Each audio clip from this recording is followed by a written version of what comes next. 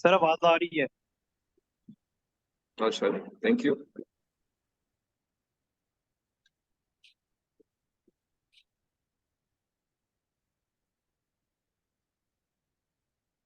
Okay जी, presentation share हो गई है आपके साथ, काइंडली कंफर्म करें ऑनलाइन पार्टिसिपेंट्स।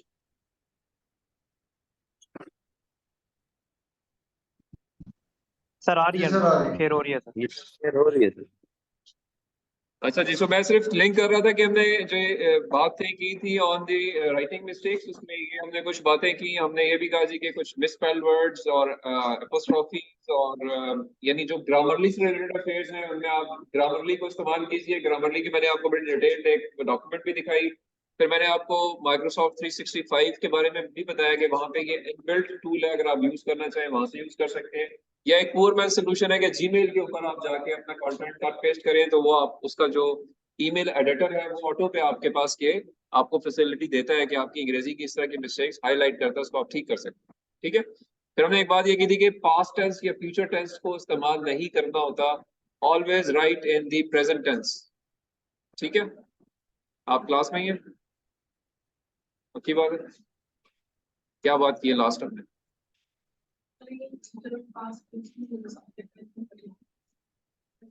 कौन सा टेंस यूज करना है?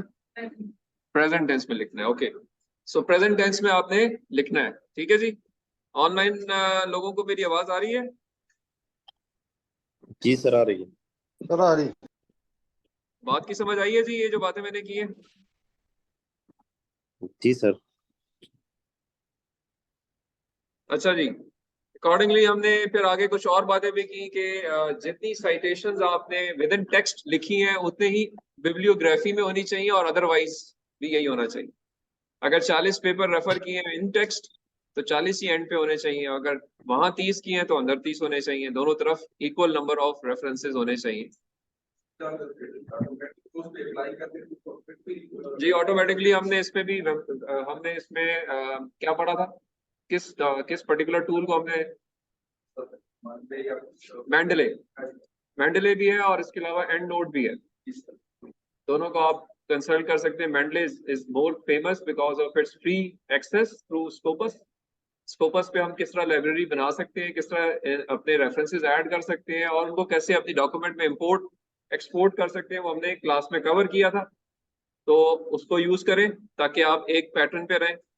और ऐसा इस तरह हमने कुछ और यहाँ पे मेंशन है कि ये जो आर्टिकल का यूज है इनको आपने अगेन किस ठीक तरीके से करना है। या तो अपनी अंग्रेजी आपकी ठीक हो या फिर आप ग्रामरली को इस्तेमाल करें। और इस तरह से कुछ और मिस्टेक्स भी हमने, लाइक पैराग्राफ की ट्रांजिशंस पे बात की थी हमने कि एक एक पेज के ऊपर should not be more than 3 paragraphs. तो ये नहीं छोटे छोटे 2-2 लाइनों के पैराग्राफ नहीं होने चाहिए, थोड़े से उसकी रीजनेबल लेंथ होनी चाहिए, वॉल्यूम होना चाहिए और फिर उसको आप अकॉर्डिंगली मेंशन कर सकते हैं। So all these were covered and now I come on to the issues जो कि आपने अब कोशिश करके अवॉइड करने हैं। हम उनके ऊपर आ जाते हैं कि उनके अंदर कैसे आपने लेके चलना उसको।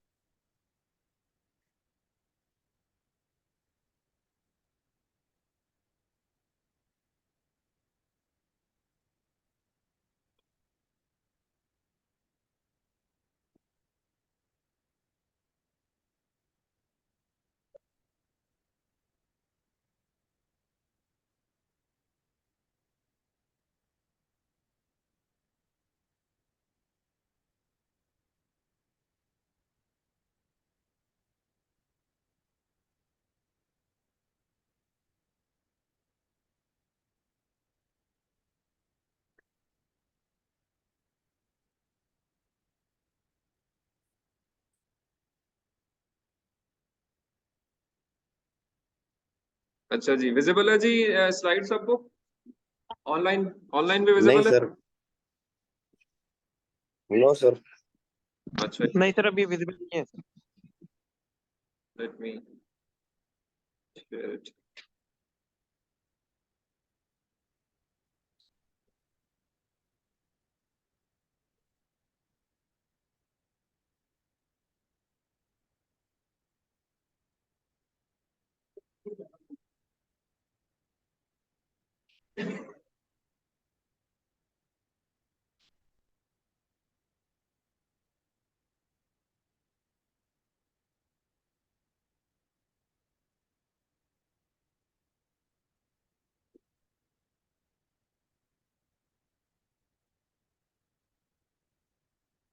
जी अभी विजिबल हो गई है स्क्रीन?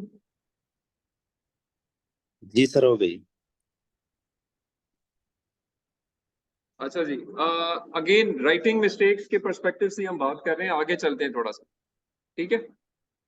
सो उसमें जो नेक्स्ट चीज आती है वो आती है related to graphics and tables. जब आप लिखते हैं तो आपने ग्राफ्स भी डालने हैं, टेबल्स भी मेंशन करने हैं अपने डॉक्यूमेंट के अंदर। सो अकॉर्डिंगली अगर ये काम करना है तो उसके लिए कुछ चीजें जो मद्देनजर रखनी चाहिए, बिकॉज फिगर्स टेबल्स जो है they are the most effective way to present your results.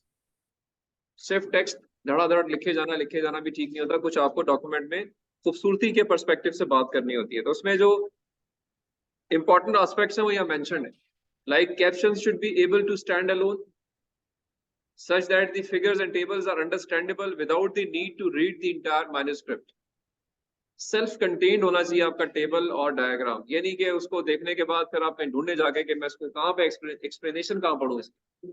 तो कोशिश करें ऐसा टेबल ऐसी फिगर बनाए जो कि सारी इंफॉर्मेशन उसके अंदर हो, ठीक है। और data should be easy to interpret. नजर आ रहा है? Colour should only be used when necessary, avoid colours. क्यों ये कहा जाता है कि कलर्स को अवॉइड करें?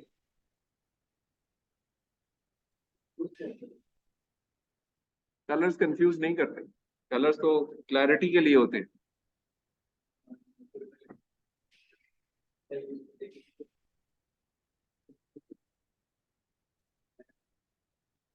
नहीं, मैंने वो तो आपको प्रेजेंटेशन पर्सपेक्टिव में कहा था कि प्रेजेंटेशन में अगर आप ये कलर्स को अवॉइड करें, उधर क्लैरिटी या कंफ्यूजन के पर्सपेक्टिव से मैंने बात नहीं की थी। मैंने की थी कि सिंपल और पुरवकार होनी चाहिए, सादा और पुरवकार चीज होनी चाहिए, और स्पेस अवेलेबल होती है। कलर जितने ज्यादा होते हैं उतना आपके वहां पे वो कलर पर्सपेक्टिव ये नहीं था कि फोंट में कलर नहीं होना चाहिए, वो ये था कि बैकग्राउंड में कलर नहीं होना चाहिए। लाइक इधर आधी स्लाइड के ऊपर ब्लू कलर की दो धारियां आ रही हो, ठीक है, या इस पे शेयर बनाओ, मैं उसको कह रहा था कि वो अवॉइड करें, सही है। बट जनरली स्पीकिंग राइटिंग में कलर की बात हो रही है, ये अब राइटिंग मिस्टेक्स की बात हो रही है, लिखते हुए टेबल्स के अंदर, फिगर्स के अंदर, उसके पीछे क्या साइंस है, सवाल ये है। जी अबू बकर आप बता सकते हैं?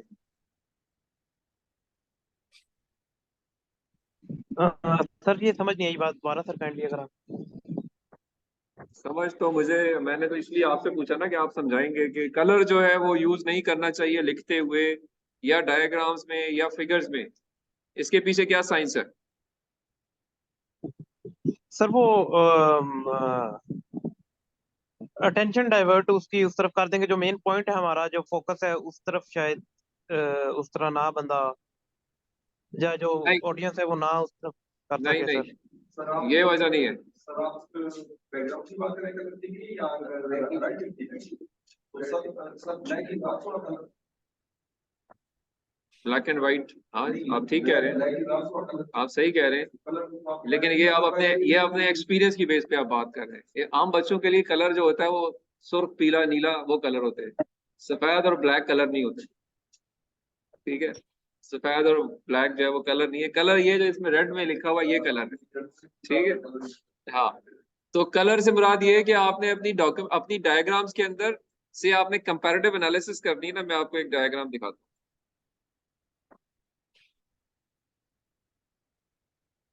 से ये एक डायग्राम है जी, ऑनलाइन सबको नजर आ रही है? जी सर। जी सर नजर आ रही अबू बकर आपको भी नजर आ रही है? जी सर नजर आ रही है। अच्छा देखिए, अब ये डायग्राम जो है इसमें कलर्स के थ्रू कुछ इंफॉर्मेशन कन्वे की गई है। ब्लू, ग्रीन, येलो, रेड, इनके अगेंस्ट लेजेंड्स बने हुए हैं और हर एक का कुछ मतलब है। अगर आपने इस डायग्राम को समझना है तो आपको ये कलर फॉर्म में नजर आएगा, तभी आप इस पे कुछ अपने अंडरस्टैंडिंग डेवलप कर सकते हैं, ठीक है। अब ये डायग्राम आप डाल देंगे एक पेपर के अंदर। आप लोगों ने भी रिसर्च पेपर्स पढ़े हैं ना सारों ने? तो जब आप पढ़ते हैं तो आप अच्छा तरीका ये होता है कि उसका प्रिंट लेते हैं आप, प्रिंट लेके आप पढ़ते हैं, हाईलाइट करते हैं। That is how we try to read, ठीक है। मोस्ट ऑफ द टाइम जब हम प्रिंट लेते हैं तो we do not take colour prints, we take black and white prints, जब हम ब्लैक एंड व्हाइट प्रिंट्स लेते हैं तो क्या ये डायग्राम मुझे समझ आएगी? इसलिए मना किया नो जाता है सर। कि अवॉइड करें कलर्स, बिकॉज जो आप लिखेंगे वो किसी रिव्यूअर ने पढ़ना है, आपके सुपरवाइजर ने पढ़ना है, आपके वैल्यूएटर ने पढ़ना है, तो उसको ना यूनिवर्सिटी प्रिंटेड फॉर्म में कलर प्रिंट देगी, ना ही वो खुद कभी कलर प्रिंट निकालेगा। अगर आपने रिसर्च पेपर रिव्यू के लिए जमा किया है किसी जर्नल में, कॉन्फ्रेंस में, वो भी कभी कलर प्रिंट नहीं निकालेंगे। तो अगर आप कलर प्रिंट्स चाहते हैं कि वो निकाले, तो आप अपनी अपनी एक्सेप्टेंस के चांसेस कम कर रहे हैं, बिकॉज को समझ नहीं आएगी कि इधर हो क्या रहा है, और वो रिव्यूअर इसको नेगेटिव भी लेगा कि इस लड़के को या इस बंदे को पता ही नहीं है कि मैं पेपर में जब चीजें लिखूं तो कलर्स अवॉइड करने हैं मैंने। इसकी जगह बेहतर अप्रोच ये होती है, और मैं आपको दिखाता हूँ कि यू यूज्ड अल्टरनेट मेथड्स, कि अगर ब्लैक एंड व्हाइट प्रिंट्स लिए जाएं तब भी उसकी अंडरस्टैंडिंग में कोई फर्क ना आए। एक्सप्लेनेशन नहीं, मैं बताता हूँ आपको। खैर बहरहाल ये एक चीज सिर्फ जस्ट फॉर इन्फॉर्मेशन मैंने यहाँ डाली है, तो कलर का मैंने एक्सप्लेन करने के लिए आपको दिखाया, उस पर हम आते हैं अभी, तो इसको नोट रखिएगा, दोबारा आते हैं। एक और इम्पॉर्टेंट चीज है कि जब आप लिखते हैं या आप टेबल्स बनाते हैं, तो अभी एक टेबल बना हुआ है, लेकिन ये टेबल जो है अगर इस पे गौर करें तो इस पूरे टेबल को इस 2 लाइनों के सेंटेंसेस से एक्सप्लेन किया जा सकता है। So once we make tables we have to be sure कि वाकई टेबल की रिक्वायरमेंट भी है या नहीं है। जरूरी नहीं है कि हर जगह जबरदस्ती के टेबल और फिगर्स को आप पहुंचते जाएं। ये आपने जजमेंट कॉल देनी है कि ये वाकई इसकी डालने से कोई फायदा होना है या ये ऐसे ही है बस, क्योंकि जो एक्सपर्ट्स काम को रिव्यू कर रहे होते हैं वो ये चेक कर लेते हैं कि ये फालतू की चीज डली है। So be very sure that you are inserting a figure or a table if it is really desired, it is necessary। ठीक है जी आलमगीर साहब। सो एक तो ये चीज ध्यान में रखिए। अच्छा, दूसरी चीज ये कि टेबल का टाइटल हमेशा उसके टॉप पे आता है, या टेबल का जो कैप्शन है वो हमेशा टॉप पे लिखा जाता है। ये नोट कर लें, बहुत गलती करते हैं आप लोग, बहुत गलती करते हैं। टेबल का कैप्शन हमेशा टॉप पे होता है, फिगर्स का कैप्शन हमेशा बॉटम में होता है। Do not do this mistake, and there is always going to be a caption. ये नहीं है कि सिर्फ आप एक टेबल लिख दें उसका कोई कैप्शन ही ना हो, या फिगर डाल दें फिगर का कैप्शन ही कुछ ना होगा, ये खुद ही समझ लो। नो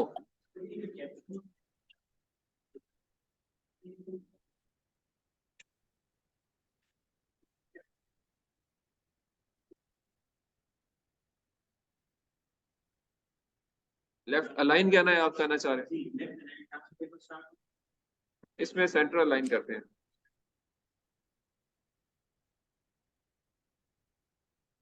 ठीक है जी, तो टॉप पे caption of the table, bottom में कैप्शन ऑफ द फिगर्स।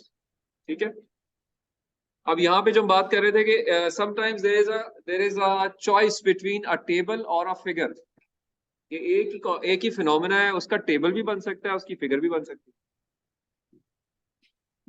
सही है, तो आप कोई एक चीज बनाएंगे ना, क्या ख्याल है वलीद? सही है, तो वो एक चीज क्या होनी चाहिए आपके ख्याल में? अगर चॉइस हो, ये दोनों एक ही चीजें हैं, ये फिगर या ये टेबल, क्या चीज बेहतर है?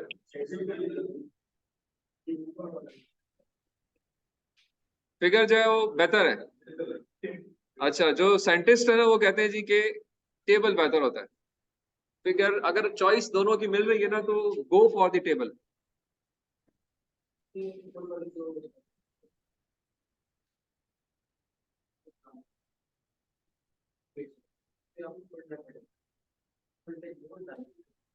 ये आपका आपका व्यू पॉइंट हो सकता है, लोगों का नहीं है। देखिए इसमें लिखा हुआ है कि figure and table show the same information but the table is more direct and clear. ठीक है,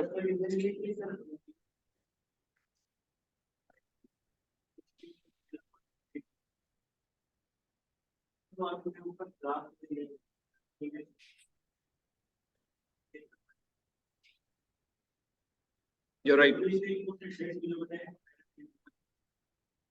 बिल्कुल एग्जैक्टली, और दूसरा वहाँ एग्जैक्ट फिगर दे दी। एग्जैक्ट फिगर भी ले। ठीक है, however this is black and white वाला फर्क है, उसमें भी वो बेहतर है, बिल्कुल। तो बहरहाल this is one of the thing. तो एक तो ये चीज आ गई, और अब आ जाते हैं हम ग्राफिक्स के ऊपर से। अब ये एक टाइप ऑफ ग्राफिक्स है, देखिए अब इसके अंदर कलर की जगह कुछ और चीज यूज की गई है, साइंस यूज, सिंबल्स यूज किए गए. तो symbols now conveying the same information which colour can convey, but they will be, if printed in black and white, won't create any confusion,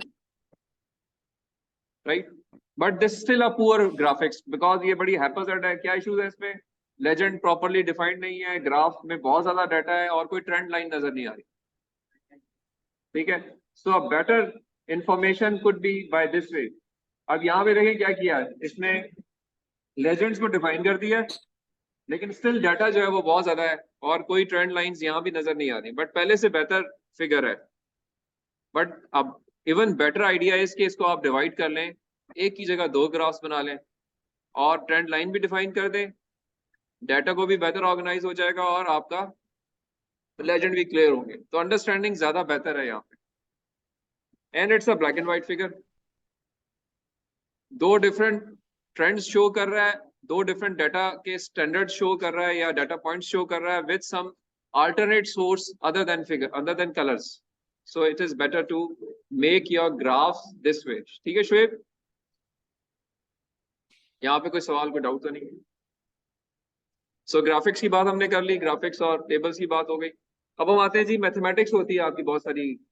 जब आप पेपर लिखते हैं या रिसर्च थीसिस लिखते हैं या प्रपोजल लिखते हैं, मैथमेटिक्स भी आती है, कैलकुलेशन है, इक्वेशंस होती है ना.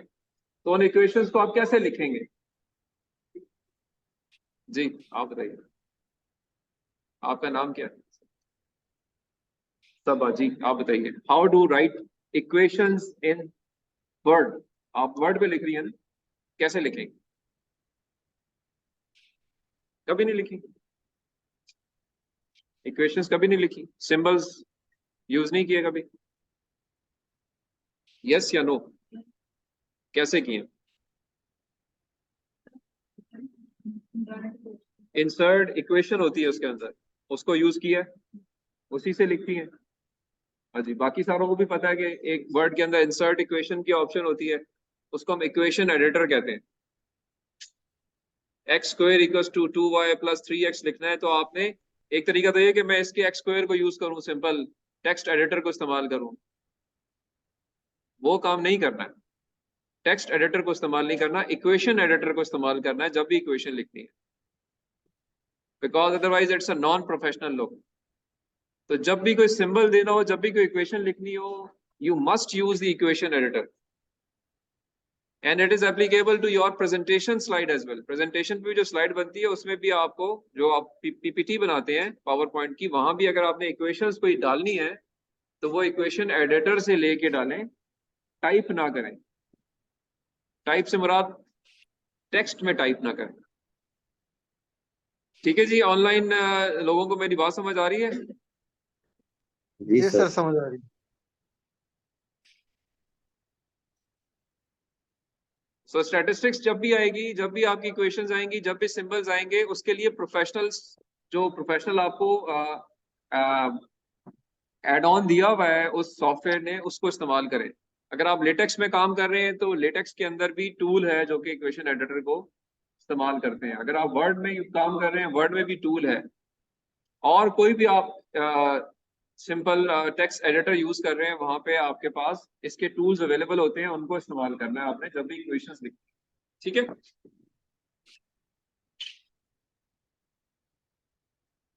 सो स्टैटिस्टिक्स की बात हो गई है. हम इसमें से बहुत सारी बातें कर चुके हैं, इसलिए मैं इनको अवॉइड कर रहा हूँ and I am going forward. अच्छा जी, now this is they are the 2 important slides कि जब आपने लिखना है तो उसमें क्या चीज का जहन में रखना है और क्या चीज अवॉइड करनी है. वी कॉल 3C और CQ प्रिंसिपल, जो कि ये कहता है कि जी आपने 3 चीजों का ख्याल करना है जब आप लिखते हैं. ठीक है आलमगीर साहब? जी सर. वो क्या क्या है, पढ़े. क्लैरिटी और करेक्टनेस. क्या मतलब है इसका? क्लैरिटी से क्या मुराद है? ये जो चाहते वो क्लियर होना चाहिए, वरना इसको क्लियर होना चाहिए. और दूसरी चीज क्या है? दूसरी चीज, what do we mean by conciseness? क्या होता है कंसाइसनेस? क्या होती है?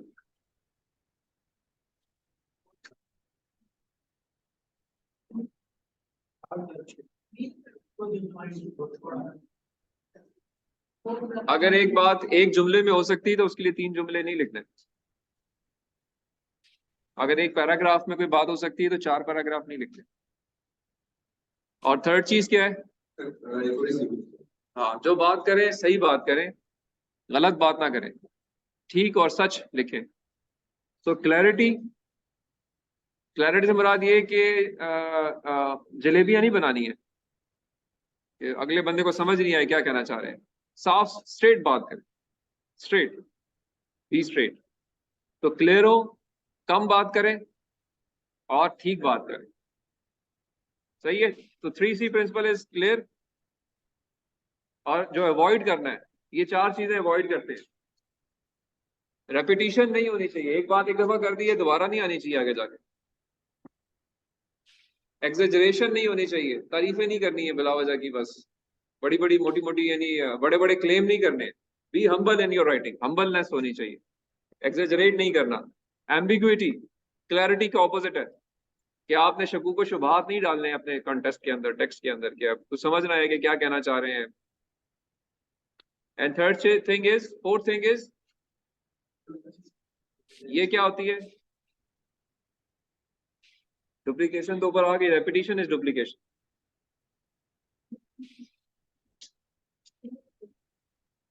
Redundancy, what does it mean? जी, anybody from online session participants?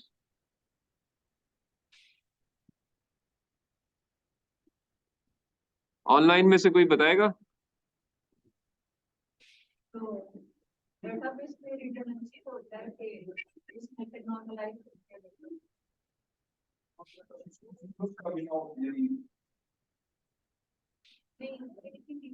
Ji, online कोई बंदा, आवाज आ रही है जी आप लोगों को? जी सर। जी सर, रिडंडेंसी का मतलब है जिस चीज की जरूरत ना हो और या वो पुरानी होगी तो आप उसको यूज कर सकते हैं। हाँ जी, बिल्कुल सर ठीक है। इसका मतलब है कि सर, बार ये बार भी एक ही कह चीज सकते को हैं। ना रिपीट किया जाए सर। नहीं, वो तो ऊपर आ गया ना, फिर रेपिटेशन और रिडंडेंसी में फर्क क्या हुआ? अगर आपकी बात में मानूं तो रिपीट नहीं, तो वो तो सर रिपीटिंग इधर आ गया। सर इधर उधर की बात नहीं कर सकते, मतलब रेलिवेंट बात होनी चाहिए। हाँ, इधर उधर की बातें जिसकी जरूरत नहीं है, ऐसी चीजें जो कि रिकॉर्ड ही नहीं है और आप इसको हम अननेसेसरी इंफॉर्मेशन कहते हैं, वो आप डालना शुरू कर दें, तो that has to be avoided. ठीक है जी।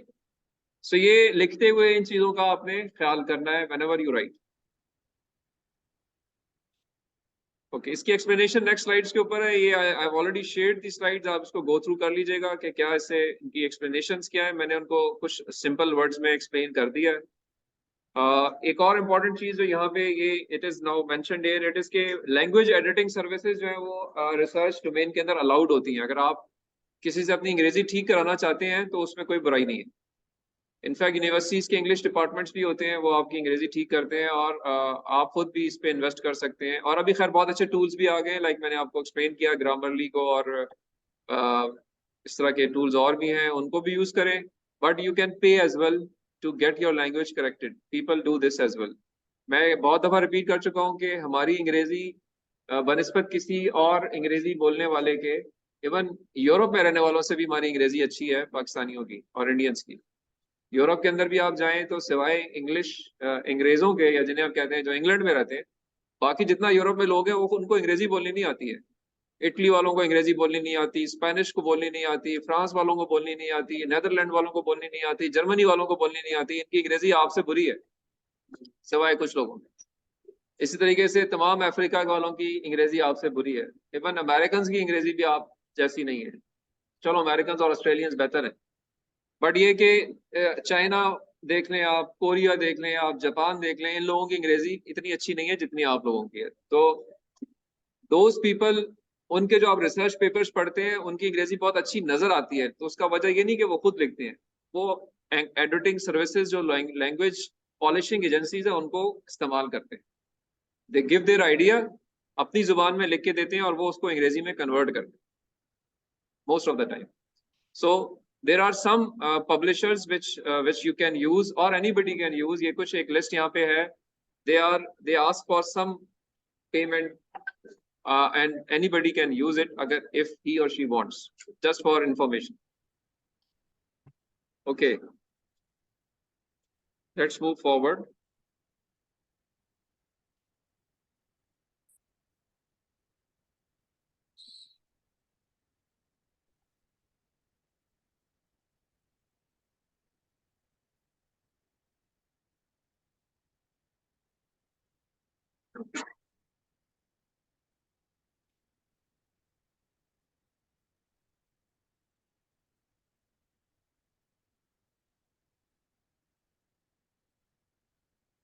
हम वो कर लें, ब्रेक कर लें। चले, एक लास्ट चीज है बस, ये कवर करके ब्रेक करते हैं नमाज की।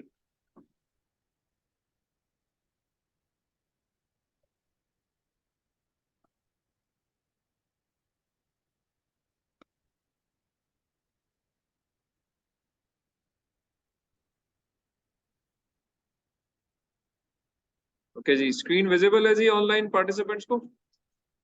जी सर बिल्कुल। अच्छा, एक और बड़ी मिस्टेक जो हम करते हैं वो ये एब्रीविएशंस का जो यूज है। जब भी आप ये समझते हैं कि एक सेट ऑफ वर्ड जो है आपके टेक्स्ट के अंदर मिनिमम 5 दफा आना है, minimum 5 times, then you can abbreviate it like shown here. But ये ध्यान में रखें कि 5 दफा से कम दफा आ रहा है तो फिर उसको एब्रीविएशन लिखने की जरूरत नहीं है। 5 times should be in your mind कि 5 दफा या इससे ज्यादा दफा आ रहा है। 3-4 टाइम्स आता है तो उसको आप लिख लें, क्या बुराई है उसमें, उसको एब्रीविएट करने की जरूरत नहीं है। और एब्रीविएट जब एक दफा कर लें फिर एब्रीविएशन ही यूज करनी है, फिर ये नहीं कि दोबारा वर्ड पूरा लिख दिया।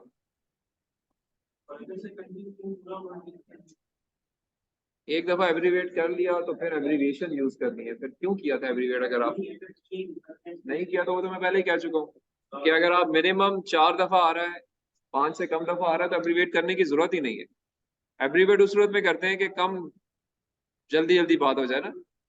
अगर करना चाहते हैं करें, नहीं करना चाहते तो आपकी चॉइस है, मैं उस पर तो जा ही नहीं रहा हूँ। बट ये अगर एब्रीविएट कर रहे हैं तो 5 टर्म से कम पे एब्रीविएट नहीं करना, और एक दफा जब एब्रीविएट कर लेना है तो फिर उसको एब्रीविएशन को यूज करना है। और एब्रीविएशन जो है वो बाद में आती है, पूरा वर्ड पहले आता है। एब्रीविएशन बाद में डिफाइन होती है, लाइक ये लिखा है ना, यूबिक्विटन प्रोटिसियम सिस्टम, इसकी एब्रीविएशन यूपीएस है। ये नहीं कि यूपीएस पहले लिखा और आगे ब्रैकेट में लिख दिया यूबिक्विटन प्रोटिसियम सिस्टम, वो गलत है। भाई देखिए, Pakistan international airline, Pakistan international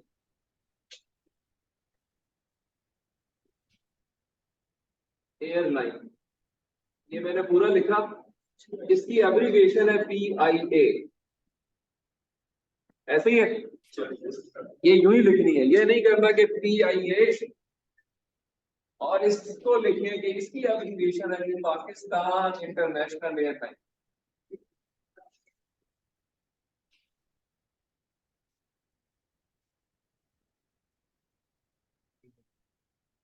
this is wrong, this is right.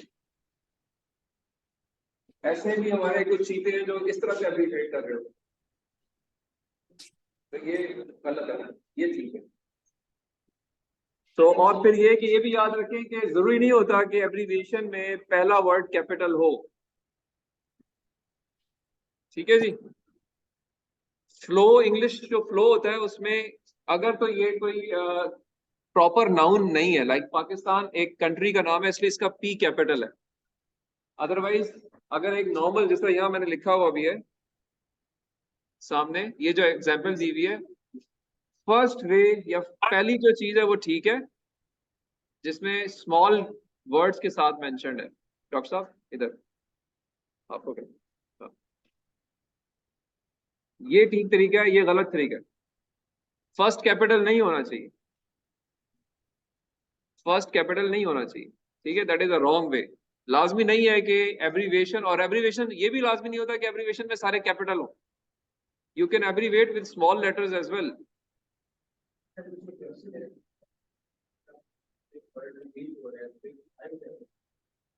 3 to 5 नहीं, more than 5 times।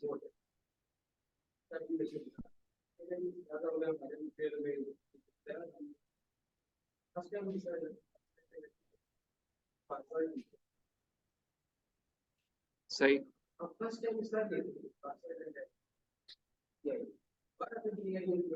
जी जी, ऐसी यही तरीका, मैं यही कह रहा हूँ। नहीं नहीं नहीं नहीं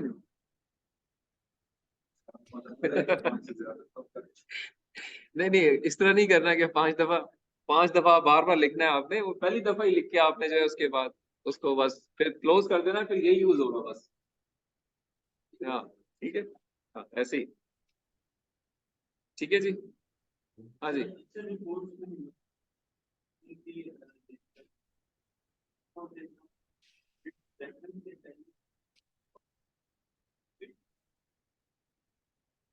हाँ तो सही है, वो एक एब्रीविएशन पेज आपका थीसिस के अंदर एक टेम्पलेट होता है, वो होता है। मैं उस पर जा ही नहीं रहा, नाम वो पढ़ रहे हैं अभी।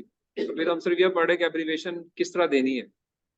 फिर जब एक खास टेम्पलेट पे आप जाएंगे तो उसमें तो और 100 चीजें भी आपसे पूछेंगे, आप वो बनाएं। बिल्कुल एब्रीविएशन का एक पेज होता है, वो डाल सकते हैं आप, बट उसका अभी कोई ताल्लुक नहीं है।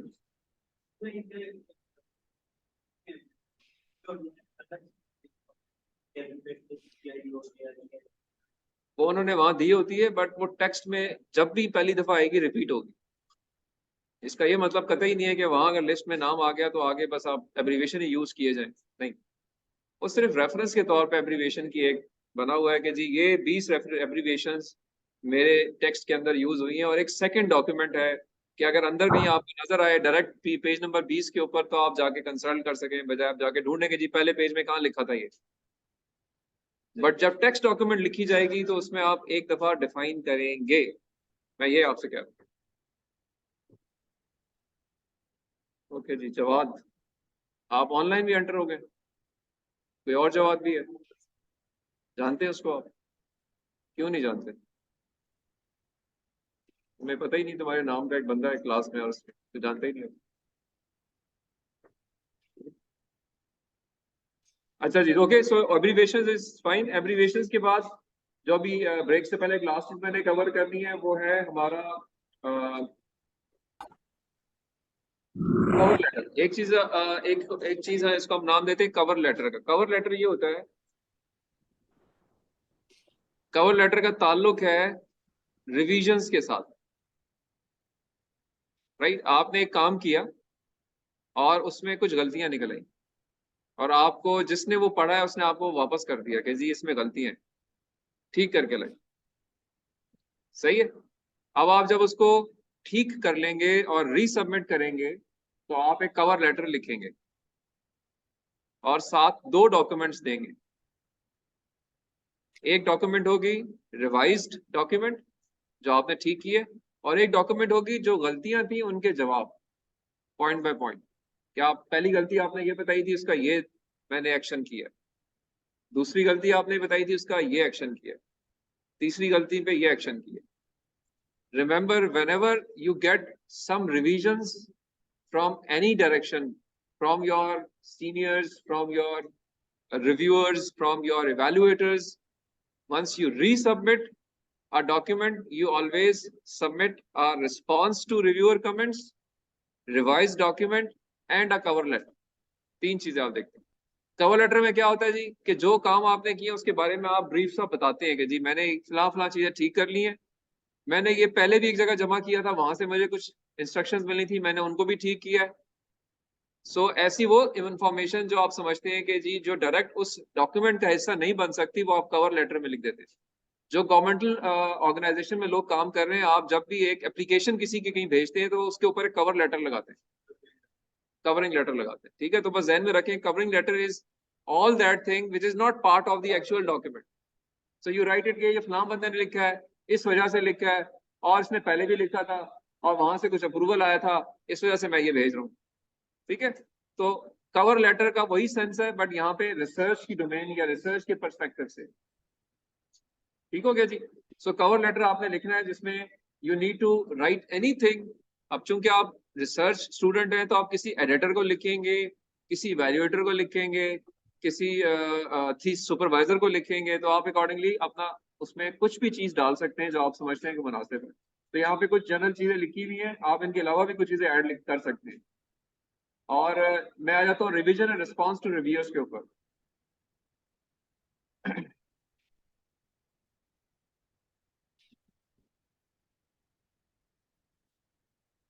ठीक है जी, अब देखें ये एक कमेंट दिया आपको आपके रिव्यूअर ने, कोई एक कमेंट दिया, उस पर एक जवाब लिखा गया है। एक पहला स्टाइल है और एक सेकंड स्टाइल है। जरा सिर्फ नोट करेंगे आपको इनमें क्या फर्क फील होता है।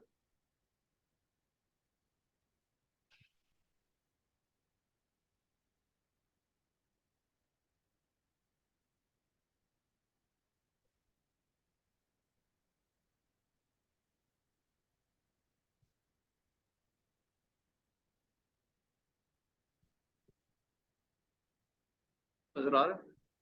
हाँ दिलो। जी, आप लोगों को समझ आ रही है ऑनलाइन?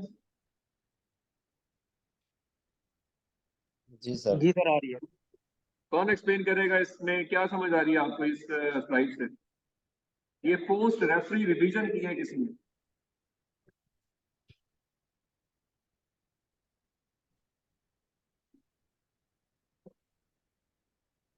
जी बताइए।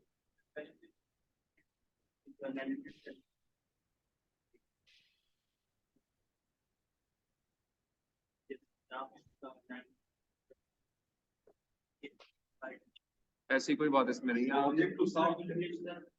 आलमगीर साहब एक्सपीरियंस है।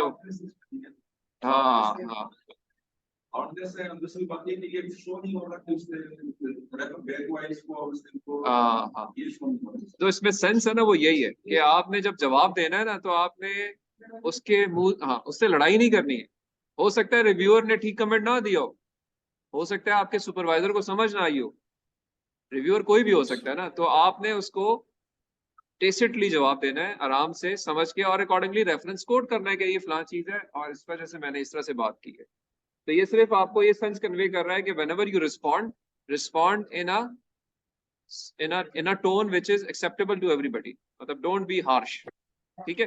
अच्छा, एक तो ये चीज मैंने आपको बता दी। सेकंड ये है कि जब आप जवाब दें तो हर पॉइंट का जवाब आएगा। तो आप इसमें देखें पोस्ट रिवीजन में लिखा हुआ है कि state specifically what changes you have made to address the reviewer comments, mention the page number, line number where you have made the changes, avoid repeating the same response। एक comment एक reviewer ने दिया वही दूसरे ने भी दिया, तो दोबारा रिपीट करने की जरूरत नहीं है, आप पुराने वाले रिस्पॉन्स को रेफर कर सकते हैं। ठीक है, मैं आपको अब आप एक स्पेसिफिक एग्जांपल दिखा देता हूँ। टाइम कम है, बट ये कि जस्ट या इसको हम ऐसा करते हैं कि हम इसकी ब्रेक के बाद रिपीट कर लेंगे। बट ध्यान में रखें जी कि पोस्ट रिव्यू के बाद जब आपने डॉक्यूमेंट्स देनी है तो दो डॉक्यूमेंट्स देनी है। एक तो जो आपने ठीक किए डॉक्यूमेंट वो जाएगी, और एक उसमें जो कमेंट्स आए थे हर एक का जवाब जाएगा। एंड ओवर एंड अबव एक कवर लेटर होगा। ठीक है, ये तीन चीजें जाएंगी। अब आपके केस में कवर लेटर क्या होता है? वो ईमेल जो आप लिखते हैं, ईमेल में लिखते हैं ना आप, वो आपका कवर लेटर होता है। अटैच दो चीजें होती हैं, रिव्यूअर का response and the corrected document, दो चीजें आ जाती हैं। तो अगर आपके सुपरवाइजर ने भी आपसे कोई चीज करने के लिए कही है तो उसको दोनों चीजें भेजनी है। ऐसे शॉर्टकट नहीं जवाब देना कि जी बस ये खुद ही पढ़ लो, जो चेंज की है मैं आपने खुद ही समझेंगे क्या चाहिए। उसको एक्सप्लेन करेंगे, मैंने आपने जो चेंजेस बताई थी मैंने पॉइंट बाय पॉइंट इस तरह से एड्रेस किया। और जो जवाब दें उसमें एग्जैक्ट पेज नंबर उस डॉक्यूमेंट का मेंशन करेंगे, इस पेज पे फलां चीज मैंने चेंज की है, कलर चेंज कर दें, उसका फोन चेंज कर दें, ताकि उसके लिए इजी टू रेफर हो। ठीक है, और फिर आपको जवाब वो जल्दी